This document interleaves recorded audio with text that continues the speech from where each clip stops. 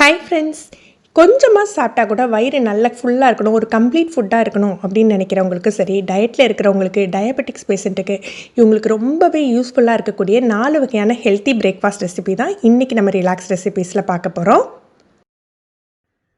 முதல்ல பருப்பும் சுரைக்காயும் சேர்த்து ஒரு அடை எப்படி பண்ணுறதுன்னு பார்க்கலாம். 1 கப் அளவுக்கு அரிசி எடுத்துக்கலாம். நான் புழுங்கரிசி எடுத்துருக்கேன், பச்சரிசி கூட நீங்கள் எடுத்துக்கலாம். 1/2 கப் கடலைப்பருப்பு, 1/4 கப் துவரம்பருப்பு, 2 டேபிள் ஸ்பூன் அளவுக்கு உளுந்து. நான் சுரக்காய் சேர்த்து பண்ணுறதுனால மற்ற பயிர் வகைகள் சேர்க்கலை. இதை கழுவிட்டு 4 மணி நேரம் ஊற வச்சுக்கணும். பருப்பு நல்லா ஊறிட்டு நான் 4 காஞ்ச மிளகாய் எடுத்துருக்கேன். நீங்கள் காரத்துக்கு தகுந்தாப்பில் எடுத்துக்கோங்க. 4 பெரிய பல் பூண்டு, சின்ன பல்னா 6 பூண்டு எடுத்துக்கலாம். இந்த மாதிரி ஒரு பெரிய சைஸ் சுரக்காய் எடுத்துருக்கேன். நல்ல இலை சுரக்காயாக எடுத்துக்கணும். மேல் தோலை லேசாக சீவி எடுத்துருங்க. சீவி எடுத்துகிட்டு நீங்கள் கட் பண்ணி பாருங்கள். நல்ல இலை சுரக்காவாக இருக்கணும். இதை உள்ளதெல்லாம் நீங்கள் எதுவுமே ரிமூவ் பண்ண வேண்டாம். இதை சின்ன சின்ன பீஸாக நம்ம கட் பண்ணி எடுத்துக்கலாம். இதை ஒரு மிக்சர் ஜாரில் சேர்த்துட்டு காஞ்ச மிளகாய், பூண்டு இதையும் சேர்த்துக்கணும். பூண்டு வாசம் பிடிக்காதவங்க பூண்டு விட்டுறலாம், மிளகாய் மட்டும் சேர்த்துக்கோங்க. காரம் கம்மியாக வேணும்னா 3 காஞ்ச மிளகாய் மட்டும் சேர்த்துக்கோங்க. இதை லைட்டாக குறப்பாக மிக்சியில் அரைச்சி எடுத்து வச்சுக்கலாம்.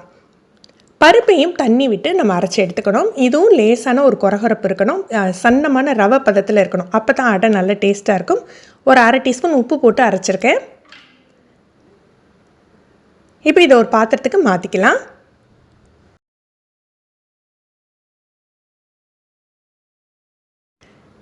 இதில் நம்ம அரைச்சி வச்சுருக்க சுரக்காய் விழுதையும் சேர்த்துடலாம். சுரக்காவை குக் பண்ண வேண்டாமா அப்படின்னு கேட்டிங்கன்னா குக் பண்ண வேண்டாங்க. ஏன்னா அடையை சமைக்கலையே, அடை வேகிற டயத்துலேயே சுரக்காய் வெந்துடும்.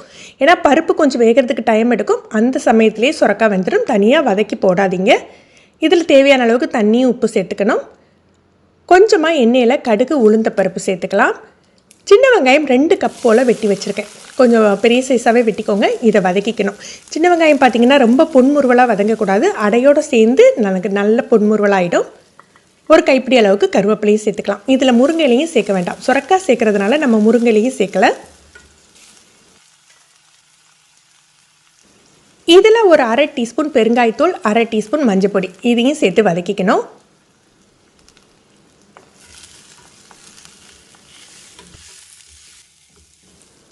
இந்த அளவு வதங்கினா போதும். இப்போ நம்ம கரைச்சி வச்சுருக்க மாவில் சேர்த்துக்கலாம். சேர்த்துட்டு உப்பு செக் பண்ணிக்கோங்க. நம்ம போட்டிருக்க காரம் இதுக்கு கரெக்டாக இருக்கும். எக்ஸ்ட்ரா காரப்படி தேவைப்படாது. உப்பு நீங்கள் செக் பண்ணிவிட்டு உப்பு எக்ஸ்ட்ரா தேவைப்பட்டால் போட்டுக்கோங்க.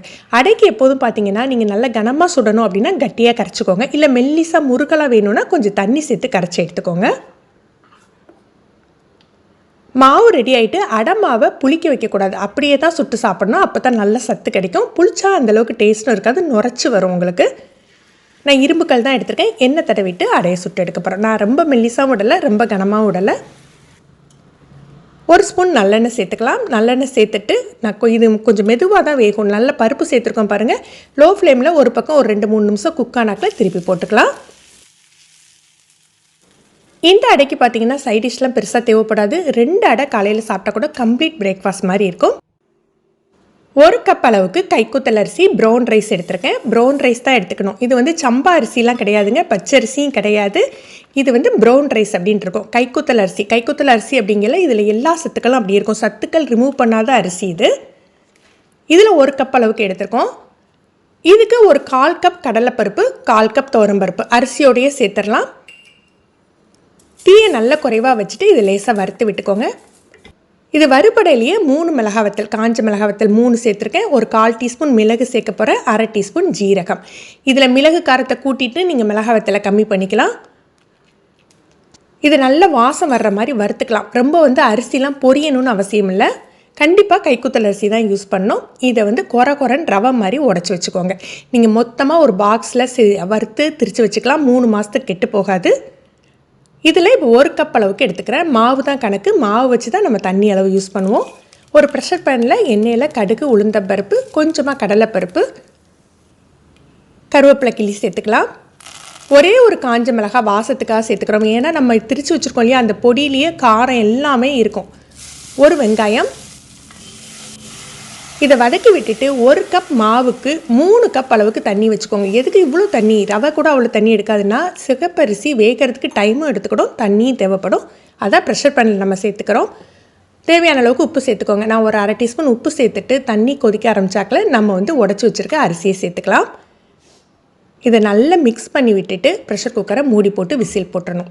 குறைஞ்சி தீயில் 10 நிமிஷம் வைங்க. விசில் கணக்கில் குறைஞ்சி தீயில் ஒரு 10 நிமிஷம் இருந்தால் பதமாக வெந்துடும்.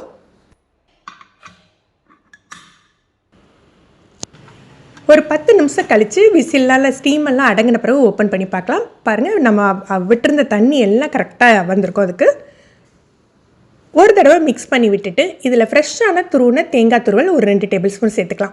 நீங்கள் தேங்காய் துருவல் வேண்டாம் அப்படின்னா அதை அவாய்ட் பண்ணிக்கோங்க. இது அப்படியே சேர்த்துக்கலாம். இதுக்கு சர்க்கரையோ அல்லது சட்னியோ எதுவுமே தேவைப்படாது, அப்படியே சாப்பிட்லாம்.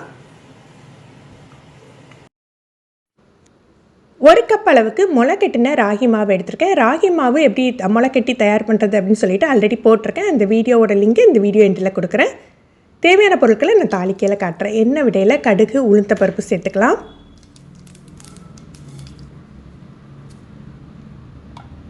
ஒரு 5-6 சின்ன வெங்காயத்தை கொஞ்சம் பெருசாக கட் பண்ணி சேர்த்துக்கோங்க. இல்லை பெரிய வெங்காயம் 1 சேர்த்துக்கலாம். ஒரு 2 பச்சை மிளகாய், ஒரு காஞ்ச மிளகாய் சேர்த்துக்கிறேன். உங்களுக்கு எது டேஸ்ட்டு பிடிக்குமோ அதை அதிகமாக சேர்த்துக்கோங்க. காரத்துக்கு தகுந்தாப்புல சேர்த்துக்கலாம். வெங்காயம் வதங்கி வரட்டும்.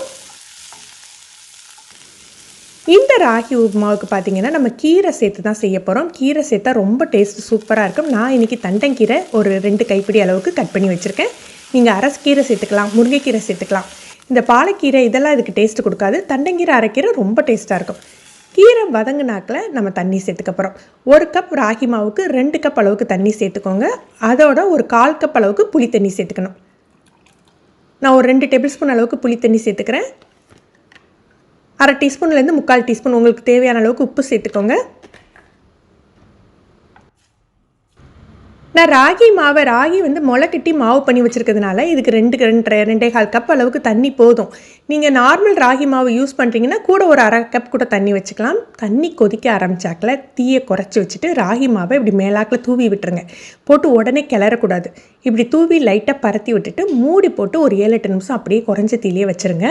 மாவு தன்னாலேயே வெந்து வரும். இதுதான் அந்த ட்ரெடிஷ்னல் மெத்தட். அப்படியே வெந்து வந்தால் தான் உங்களுக்கு நல்ல சத்து கிடைக்கும். நான் ஒரு 7 நிமிஷம் கழித்து ஓப்பன் பண்ணுறேன். மாவு நல்ல பதமாக வெந்திருக்கும் இந்த சமயத்தில். ஏன்னா நம்ம மூடியும் போட்டு வச்சுருந்தோம் இல்லையா, இப்போ நல்ல மிக்ஸ் கொடுத்துடலாம். இது கட்டியெல்லாம் தட்டாது, நல்லா கலந்து விட்டுருங்க. இப்போ 1 டீஸ்பூன் அல்லது 2 டீஸ்பூன் நல்லெண்ணெய் சேர்த்துக்கலாம். நான் செக்கெண்ணெய் சேர்த்துக்கிறேன். செக்கெண்ணெய் சேர்த்துக்கிட்டா உங்களுக்கு சத்தும் ஜாஸ்தி. நல்லெண்ணெய் தான் சேர்த்துக்கணும், ரிஃபைண்ட் ஆயிலெலாம் தேவையில்லை. இப்போ இதை கலந்து விட்டுட்டு ஒரு நிமிஷம் அப்படியே வச்சுட்டு நம்ம பரிமாறிடலாம். இதில் கீரைலாம் சேர்க்குறதுனால உங்களுக்கு நல்ல கீரை, சின்ன வெங்காயம் எல்லாம் சேர்த்து சாப்பிட்றதுனால நல்ல ஹெல்த்தியாக இருக்கும். நார்மலாக கோதுமை ரவையெல்லாம் சாப்பிட்றதுக்கு பசங்க கொஞ்சம் வருத்தப்படுவாங்க. இந்த மாதிரி ஒரு மோர்கறியோடு செஞ்சு பாருங்கள், சூப்பராக இருக்கும். நான் ஒரு 3 குழிக்கரண்டிக்கு தயிர் எடுத்திருக்கேன். நீங்கள் அதுக்கு பதிலாக ஒரு 1/2 கப் மோர் எடுத்துக்கலாம். இதில் 1/2 டீஸ்பூன் உப்பு, 1/4 டீஸ்பூன் மஞ்சள் பொடி, 1/4 டீஸ்பூன் பெருங்காயத்தூள் சேர்த்துக்கலாம். ஒரு துண்டு இஞ்சியை பொடியாக கட் பண்ணி சேர்த்துருக்கேன். காரத்துக்கு தகுந்தாப்பில் பச்சை மிளகாய் சேர்த்துக்கோங்க. இதை மிக்சியில் நல்லா நைஸாக அரைச்சி எடுத்துடணும். இதில் நீங்கள் தேவையான அளவுக்கு தண்ணி கலந்து வச்சுக்கோங்க. நான் 1 கப் அளவுக்கு தண்ணி சேர்த்துருக்கேன். எண்ணெயில் கடுகு, உளுந்தம் பருப்பு, கருவேப்பிலை போட்டு தாளிச்சிக்க போகிறோம். இந்த மோர்கறிக்கு பார்த்தீங்கன்னா தேங்காய்லாம் சேர்க்க வேண்டியது இல்லைங்க. தேங்காய், அரிசி ஊற வச்சு சேர்க்குறது இது எதுவுமே தேவையில்லை. கடுகு பொரிஞ்சாக்கில் நம்ம கரைச்சி வச்சுருக்க மோரை சேர்த்துட்டு மோர் லேசாக நுர கட்டுனா போதும். அதில் நம்ம கொஞ்சமாக மல்லி இலை தூவி அணைச்சிடணும்.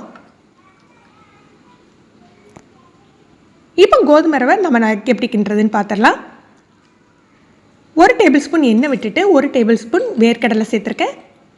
வேர்க்கடலை நல்ல வறுப்பட்டாக்கில் நம்ம கடுகு, உளுந்த பருப்பு சேர்த்துக்கலாம். வேர்க்கடலை சேர்க்குறதுனால நம்ம காஞ்ச மிளகாவோடு நீங்கள் பச்சை மிளகாய் சேர்த்துக்கிட்டிங்கன்னா ரொம்ப நல்லாயிருக்கும். கருவேப்பிலையும் காரத்துக்கு தேவையான அளவுக்கு பச்சை மிளகாவும் சேர்த்துடலாம். 1 வெங்காயம் சின்னதாக கட் பண்ணி சேர்த்துருக்கேன். வெங்காயம் வதங்கி வரட்டும். 1 கப் கோதுமை ரவை எடுத்துக்கிட்டிங்கன்னா 3 கப் அளவுக்கு தண்ணி கணக்கு. கோதுமை ரவையை நம்ம வறுக்கணும்னு அவசியம் இல்லை. உடச்ச கோதுமை வறுக்க வேண்டியது இல்லைங்க. ஆனால் தண்ணி மட்டும் நீங்கள் எக்ஸ்ட்ரா வச்சுக்கணும். தேவையான அளவுக்கு உப்பு சேர்த்துக்கலாம். நான் 1/2 டீஸ்பூன் உப்பு சேர்த்துருக்கேன். நல்லா கொதிச்சாக்கில் கோதுமை ரவையை சேர்த்துடலாம்.